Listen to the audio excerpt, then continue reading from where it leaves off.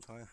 電子版係死，摩打逐個摩打都死。呢啲電子版如果死主 IC 呢，就改唔到啦，因為冇得整啊，因為主 IC 係嗰啲 ASIC chip，廠家特別訂製嘅，出面買唔到。同埋佢摩打又死，咁所以全部改手動。白色掣用唔到，黑色掣左右轉，紅色掣就開關。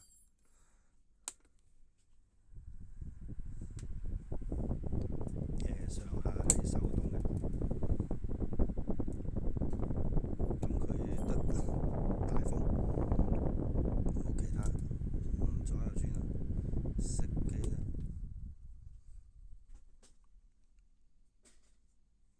冇大中細風啊。